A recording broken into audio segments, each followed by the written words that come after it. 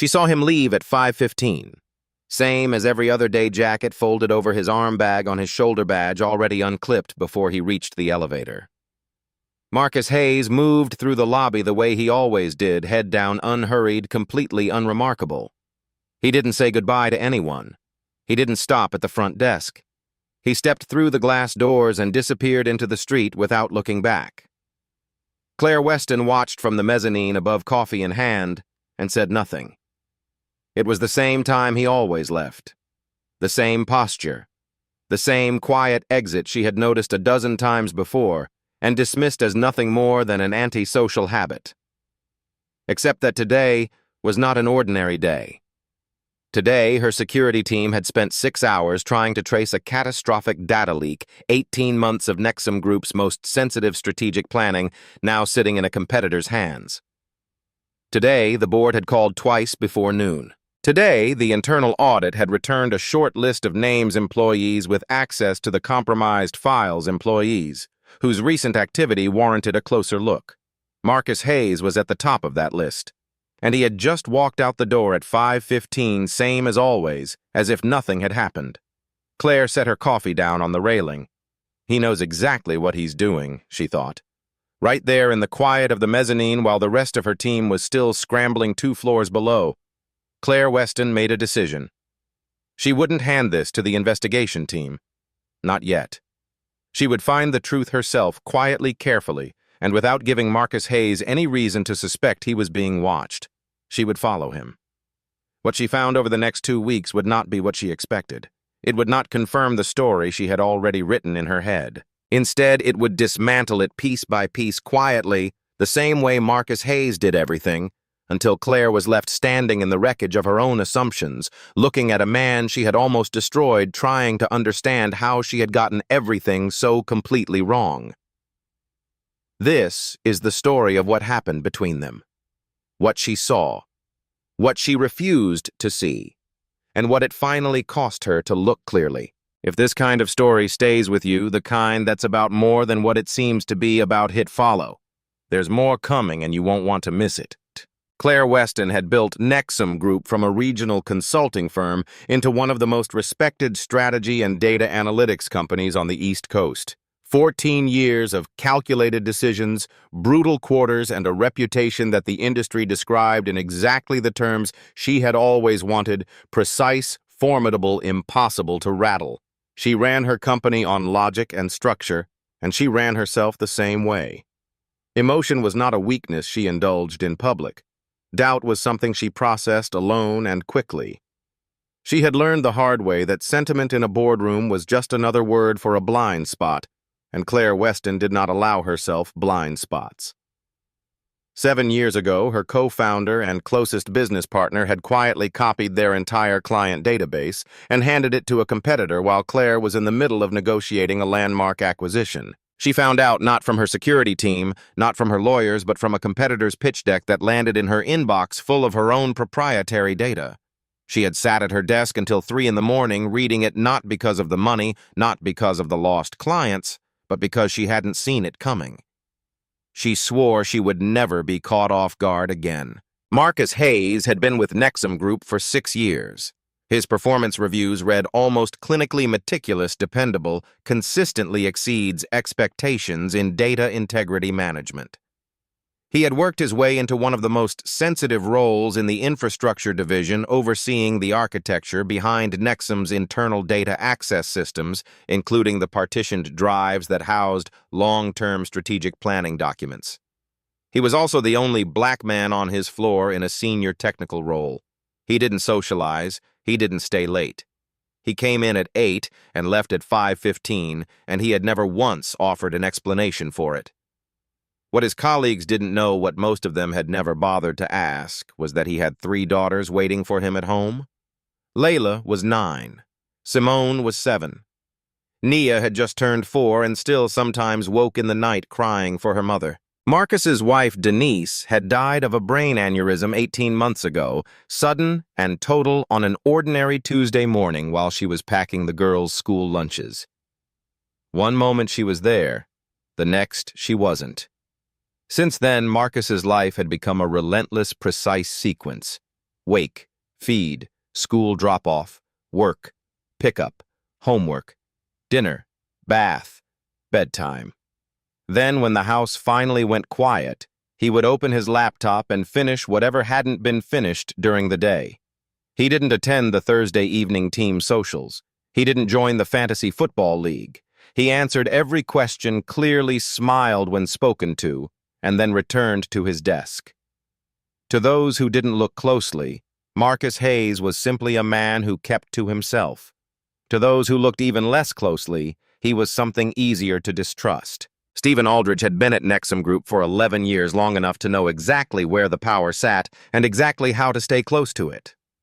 As VP of Strategic Development, he was silver-haired, smooth-spoken, and reliably present at every moment of institutional crisis, the sort of man who could deliver bad news in a way that left the room feeling grateful for his presence.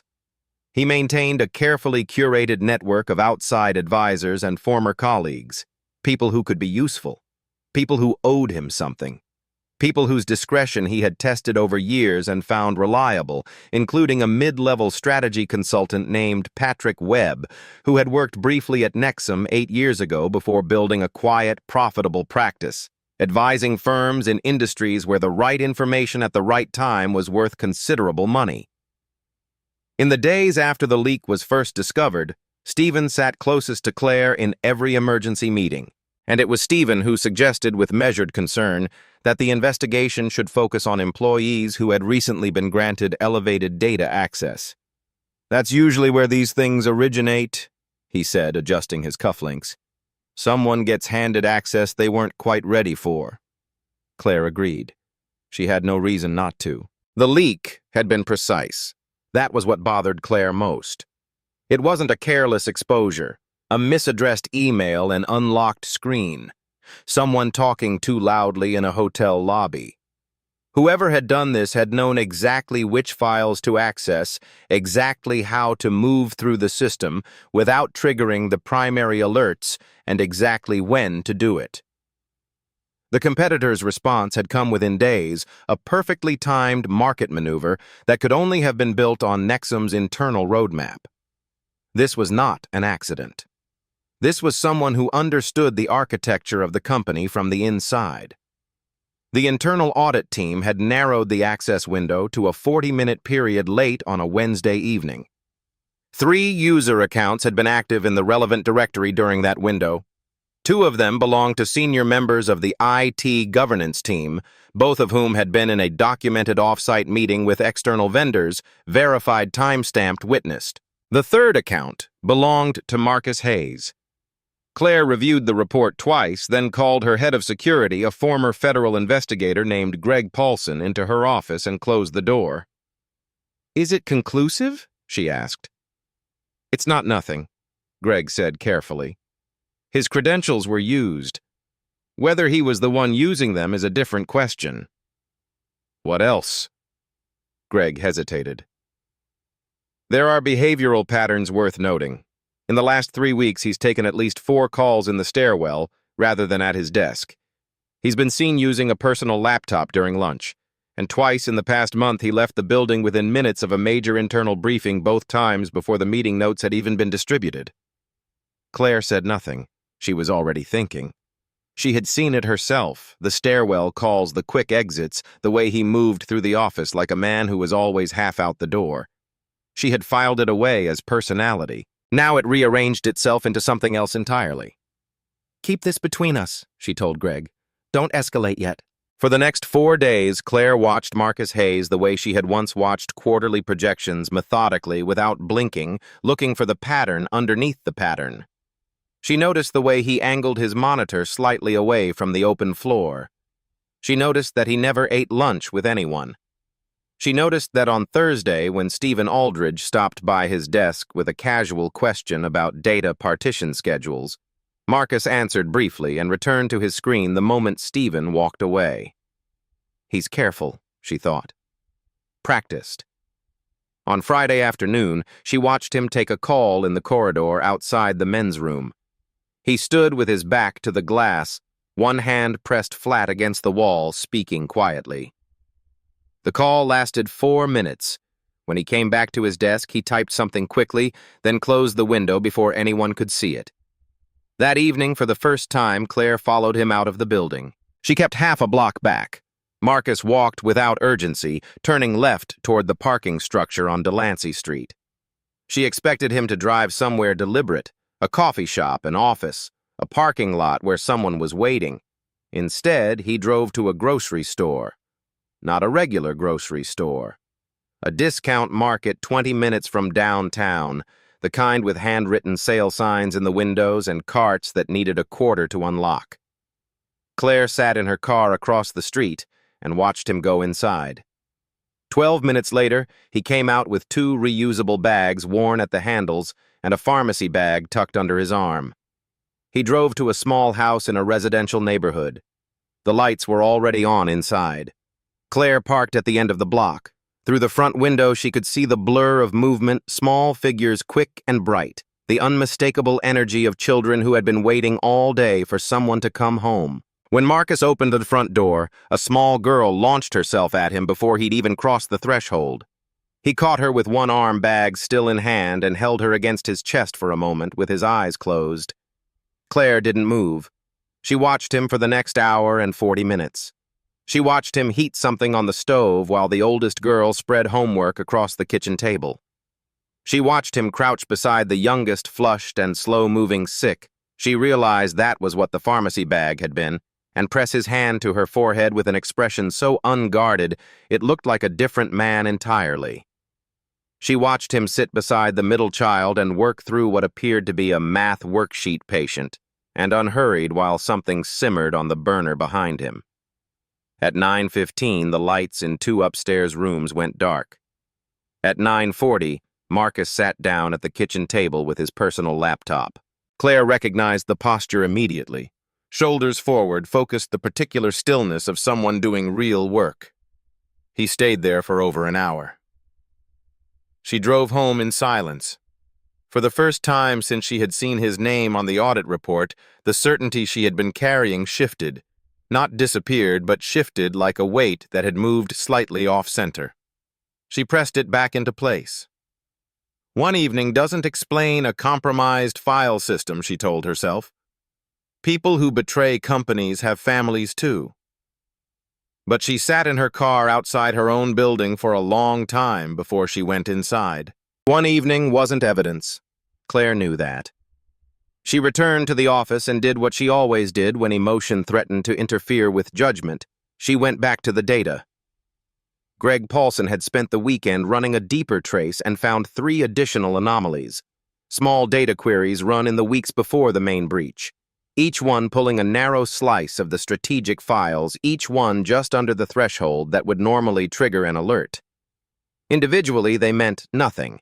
Together, they looked like someone building a complete picture methodically, one quiet piece at a time. Could be reconnaissance, Greg said. Someone learning the shape of the data before taking the whole thing. Or routine system checks, Claire said. It could be, he agreed. He didn't sound convinced, neither did she. The pressure from above didn't help.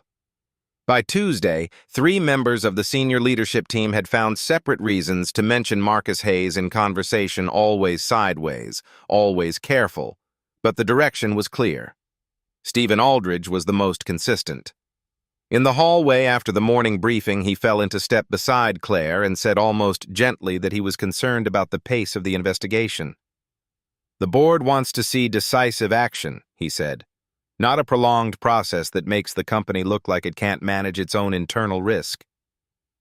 I'm aware of what the board wants, Claire said. Marcus Hayes has been a question mark for a while. Stephen continued as if she hadn't spoken. His general behavior, the isolation, the unwillingness to engage with the team. People who don't invest in the community tend to have less loyalty to it. She said nothing, but the words landed somewhere they weren't supposed to. Marcus knew he was being watched. Nothing had been said directly, but he had worked in data systems long enough to recognize when the patterns around him were shifting. The slight pause before people answered him. 2 members of the IT governance team quietly reassigned off a joint project without explanation. Greg Paulson walking through the infrastructure floor twice in 1 week, looking at screens in a way that wasn't casual. He said nothing about it, not because he didn't care, but because he had learned across 38 years of being the quietest and most competent person in the room that protesting too early only accelerated what was already coming. He did his work. He documented everything. He went home at 5:15. And on a Wednesday evening, while Layla was finishing a book report and Nia was finally sleeping through the night again, Marcus sat at the kitchen table with his personal laptop and ran a check on his own access history. What he found made him sit very still for a long moment. The anomalies in his log were not his. He could account for every legitimate query he had run over the past 6 weeks, date, time, purpose cross-referenced against his own project notes. The 3 additional pulls that Greg's team had flagged as suspicious did not match anything in his records. The timestamps placed them on evenings he had been home, documented by the girls' school app check-ins, a pharmacy receipt, a telehealth appointment he had scheduled for Nia's ear infection. Someone had used his credentials. Not stolen them through external intrusion. There had been no brute force attack, no password reset, no outside access point. The queries had been run from inside the building from a terminal with legitimate network access. Whoever had done this knew Nexum's system from the inside, knew it well enough to operate below the alert threshold, and had chosen his account specifically because it made sense. Because he was the kind of person nobody would rush to defend. Marcus closed his laptop. He pressed both hands flat on the table and breathed slowly. Then he requested a meeting with Claire Weston. She agreed to see him the following morning, expecting either a denial or a confession. What she got was neither. Marcus sat across from her desk, straight-backed and unhurried, and walked her through everything he had found. The discrepancies in the access log, the timestamps that placed the suspicious queries on evenings he had verifiable off-site records for the specific terminal locations that didn't match his usual workstation. He laid it out the way he laid out everything, methodically, clearly, without drama. When he finished, he said, "If I had actually done this, I would not have done it this way. Whoever built this trail wanted it to be found. They needed something obvious enough to point toward and just ambiguous enough to avoid being immediately disproven. That's not carelessness. That's design." Claire looked at him across the desk. "You're saying someone framed you." "I'm saying someone used my access profile because they calculated that I was the right kind of person to be suspected." He held her gaze.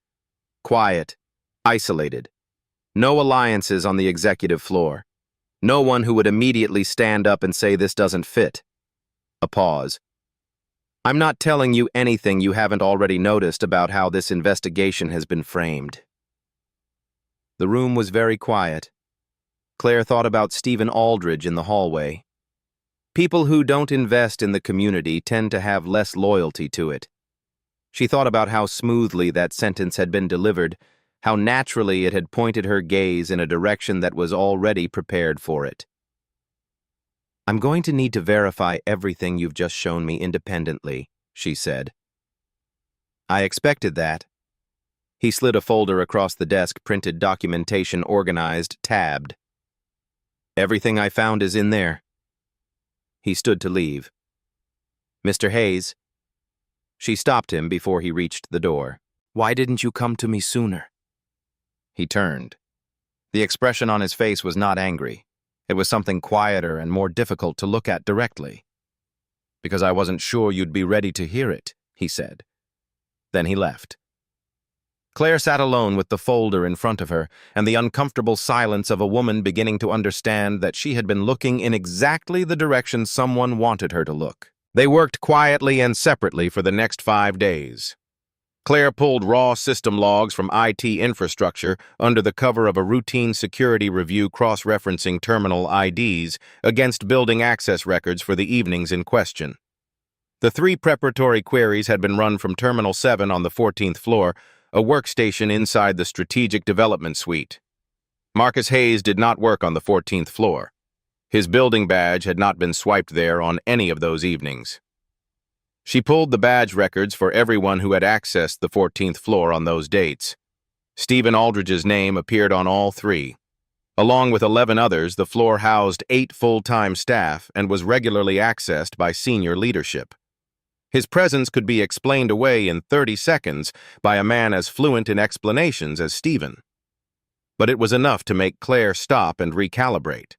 She called Marcus from her personal cell that evening. "The terminal traces back to 14, she said. A pause. "Strategic development." "Yes? That's not a floor I can walk into without being noticed." "I know," she said. "Don't access anything further from your end. I need this to look like the investigation is still running its original course." "And what course is that?" She didn't answer immediately. "The one that's still pointed at you." The isolation had already begun. Marcus was quietly removed from the working group preparing the Q4 infrastructure review. His request to attend a cross-departmental briefing was approved, then rescinded without explanation. 2 colleagues who had eaten lunch near him for years now found reasons to be elsewhere at noon. He said nothing. He came in at 8. He left at 5:15. At home, he kept the worry off his face with the focused discipline of a man who understood that his daughters read him more carefully than anyone in that office ever had. Layla, the oldest, already knew something was wrong. She was 9 and perceptive in the way of children who have learned to monitor the emotional weather of the adults they depend on. She didn't ask directly.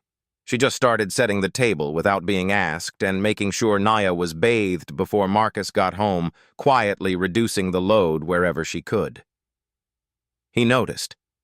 It nearly broke him. Stephen Aldridge moved on a Thursday. Claire didn't see it coming, which was, she would later understand, precisely the point. Stephen had spent 11 years learning how this company processed crisis, and he knew the window for decisive action was narrowing. If Claire kept pulling threads on her own, she would eventually pull the right one. So he pulled first. On Thursday morning, an anonymous internal report landed in the board chairman's inbox. It contained the original access log showing Marcus's credentials, the 3 preparatory queries, and 2 new additions. A series of external communications formatted to look like encrypted messages sent from Marcus's work account to an address registered to a consulting firm with known ties to Nexum's primary competitor. The messages were fabricated. They were also very good. Stephen had routed them through an internal relay tool that masked their true origin on surface-level security scans, the kind of automated scan Greg Paulson's team would run first before any manual forensic review reached the routing metadata underneath. By 11 a.m., Claire's phone was ringing. By noon, she was sitting in front of the board's executive committee while the chairman read the report aloud with the measured cadence of a man who had already made up his mind. "We need this resolved today," he said. "The exposure to the company's credibility at this stage is not something we can continue to absorb." "The evidence is not verified," Claire said. "The evidence is documented and specific. If the man is innocent, the process will demonstrate that. But we cannot leave him in place while that determination is being made." Stephen sat 2 seats to the chairman's left, his expression composed into something that looked like reluctant agreement. "This is not what I wanted," his face said. Claire looked at him for a moment longer than necessary. Then her phone buzzed. It was a text from an unknown number 1 of Layla's classmates' mothers, who had gotten Claire's number from the school emergency contact chain. 4 words: Marcus's daughter. Children's Hospital. She found him in the corridor outside the pediatric ward at 6:47 p.m. He was sitting in a plastic chair against the wall, elbows on his knees, hands clasped in front of him. Still in his work clothes, he looked like a man who had been running for a very long time and had finally simply stopped. Nia had spiked a fever of 104 that afternoon. The school had called. By the time Marcus reached her, she was barely responsive. The doctors had stabilized her within the hour, an aggressive infection caught in time, manageable, but the hour before that had been the kind of hour that rewires something permanently in a parent's chest. Layla and Simone were sitting on the floor beside their father's chair, backs against the wall, a shared set of headphones stretched between them. Layla wasn't listening to whatever was playing. She was watching the door to Nia's room with the fixed, quiet attention of a child who has already learned that vigilance is a form of love. Claire sat down in the chair beside Marcus. He didn't look up. "They told me she's going to be fine." "I heard," Claire said. "I need to know if I still have a job tomorrow." Not bitterly, just directly the way a man asks a question when he no longer has the energy to frame it carefully. "Because if I don't, I need tonight to figure out what comes next." Claire opened her mouth. Before she could speak, Layla looked up at her. The girl's eyes were steady and dark and exhausted in a way that had nothing to do with the hour. "People at your company think my dad is dangerous because he's quiet," she said. Her voice was even. She was 9 years old, and she said it the way someone says a thing they have been carrying for a long time. "But quiet is how he survives when life keeps hurting him." The corridor was very still. Claire felt the sentence move through her the way cold water moves, sudden total reaching every part of her at once. She thought about the mezzanine and the audit report and Stephen Aldridge adjusting his cufflinks. She thought about every moment she had watched Marcus Hayes and translated his silence into guilt, his discipline into concealment, his difference into suspicion. She thought about how easy it had been, how smooth, how completely reasonable it had felt at every step. She looked at Layla. She looked at Marcus. She looked at Simone, who had taken the headphones off and was watching her with the same quiet, measuring gaze. "You still have a job," Claire said. It was the smallest possible beginning. She knew that, but she said it like she meant it. She didn't sleep. Claire sat at her kitchen table until 2 in the morning with every document spread in front of her, printed, annotated, arranged in the order she needed them to tell the story they actually told. She had stopped asking herself whether she was right. She already knew she was right. The question now was whether she could prove it completely cleanly in a way that a board of directors would have no choice but to accept. Because men like Stephen Aldridge didn't fall on partial evidence. They were built for partial evidence. They had spent entire careers learning how to stand in the middle of it and look like the most reasonable person in the room. She needed everything. The crisis she was living through was not the one the board thought it was. Yes, there had been a data breach. Yes, the company's credibility was damaged. All of that was real and needed to be addressed. But the crisis that kept Claire at her kitchen table until the city outside went completely quiet was something else. It was the recognition that she had run a 2-week internal investigation and had at nearly every step been exactly as manipulated as Stephen had needed her to be. He had pointed. She had looked. He had suggested. She had agreed. He had constructed a frame, and she had walked into it and stood there and called it her own conclusion. She was a woman who had built her entire identity around the idea that she didn't have blind spots. She had a blind spot the size of a man quietly raising 3 daughters on his own. She thought about what Layla had said in the corridor. A 9-year-old girl had seen Marcus Hayes more clearly than Claire had in 6 years of working in the same building. Claire had looked at his silence and seen evasion. Layla had looked at the same silence and seen endurance. The difference was not intelligence. The difference was what each of them had been prepared to find. Claire poured herself another coffee and went back to work. It took 4 more days. She pulled Stephen Aldridge's financial disclosures going back 3 years, cross-referencing consulting payments and equity movements against the timeline of Nexum's major strategic decisions. She traced the external communications in the fabricated report back through their routing metadata, which had been cleaned, but not perfectly. A residual server signature placed their origin inside the strategic development suite. She found a second terminal on the same floor used to access the communications relay tool 2 days before the anonymous report landed in the board chairman's inbox.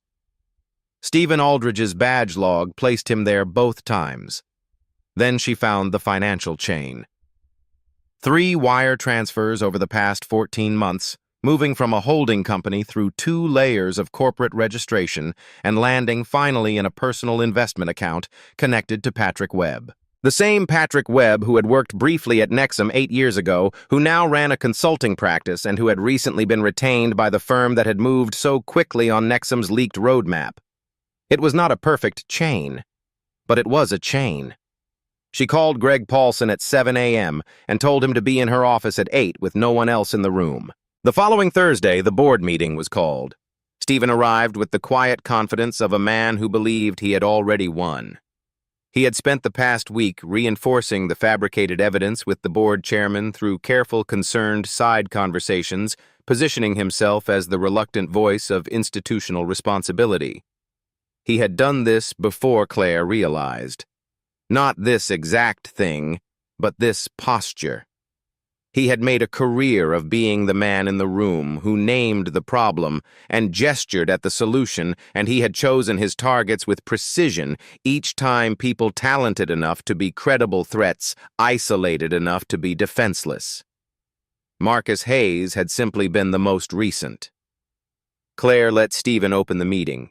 She let him frame it. She let him begin the sentence that was intended to formally recommend Marcus's termination. Then she said, "Before we continue, I need to present findings from an independent review conducted over the past 4 days." And she walked them through it without theater. Terminal logs, badge records, financial documentation, routing metadata. She laid each piece on the table in the order that made the conclusion inescapable, methodically, clearly, without drama, the way Marcus had presented his own defense to her 2 weeks ago. By the time she finished, the room was completely silent. Stephen's expression had moved through several phases and arrived finally at something flat and unreadable. "I also want to say something that is not in the documentation," Claire said. She looked around the table.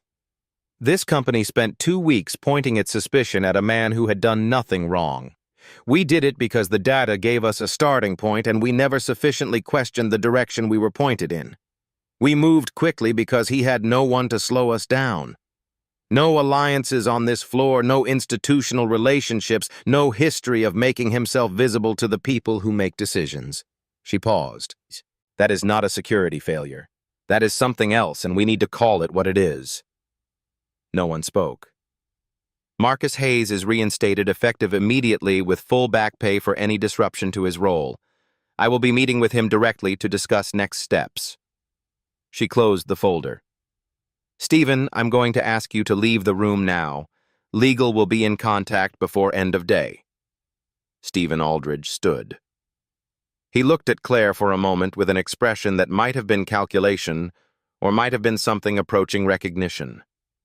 Then he picked up his portfolio, straightened his jacket, and walked out. The door closed behind him. She met with Marcus that afternoon, not in her office, in a small conference room on a neutral floor. He listened to everything without interrupting. When she finished, he sat quietly for a moment, hands flat on the table. "The girls are going to ask me tonight how it went," he said. "What do I tell them?" "Tell them it's over," Claire said. "Tell them you can go back to work." He nodded slowly.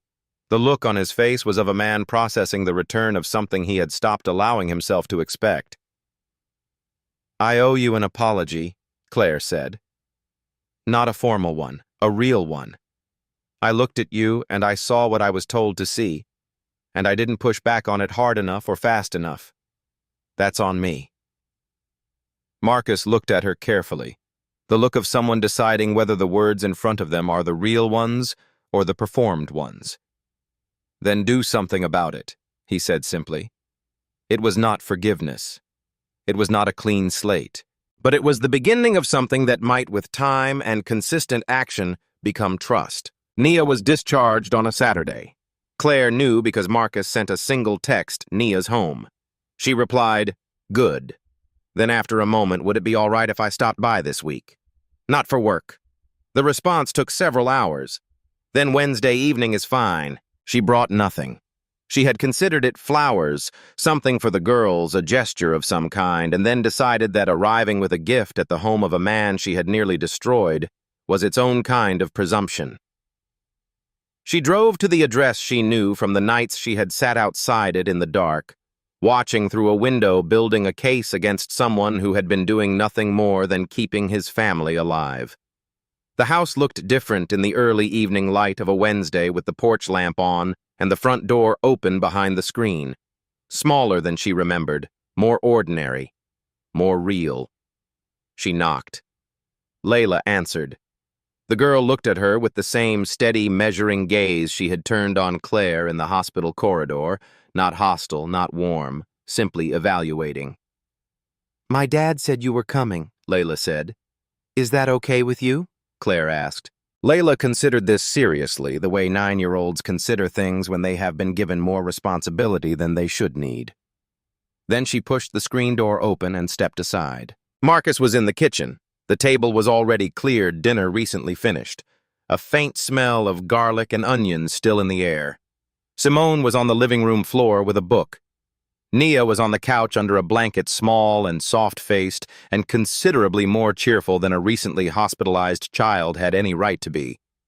She looked at Claire with the frank, unself-conscious curiosity of a 4-year-old. "You have nice hair," she said. "Thank you," Claire said. "So do you." Nia accepted this as her due and returned to the cartoon on her tablet. Marcus handed Claire a mug of tea without asking whether she wanted one. She accepted it and sat at the kitchen table, and they talked not about the company, not about Stephen Aldridge, not about what had been set in motion legally or structurally. They talked about small things: Nia's recovery, Layla's school project, a book Simone had read 3 times in the past month that she insisted Marcus read, and that Marcus had not yet found 40 consecutive minutes to start. It was not a comfortable conversation. There was too much history under it for comfort. But it was an honest one, the kind that happens when 2 people have seen each other at their respective worsts and are choosing carefully to remain in the same room anyway. At one point, Claire looked around the kitchen at the girls' drawings held to the refrigerator at the row of small shoes by the back door, arranged from largest to smallest at the single-framed photograph on the windowsill of a woman laughing at something outside the camera's frame, and felt something she did not immediately have a word for. She had spent 14 years building something large. The corner office, the industry reputation, the particular expensive silence of a life optimized for success. She had all of it, and she had earned all of it. But sitting in Marcus Hayes's kitchen on a Wednesday evening with Nia's cartoon playing in the next room and Layla doing homework at the other end of the table, Claire understood with a clarity that felt less like an insight than a correction that she had been measuring things with the wrong instrument for a very long time. She had looked at this man's life and seen absence. No networking, no visibility, no investment in the performance of ambition. She had read his stillness as withholding and his routine as evasion.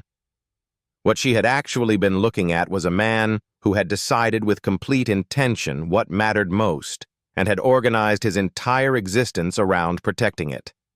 That was not absence. That was architecture. She left at 8:30. Marcus walked her to the door. On the porch under the lamp, she stopped and turned.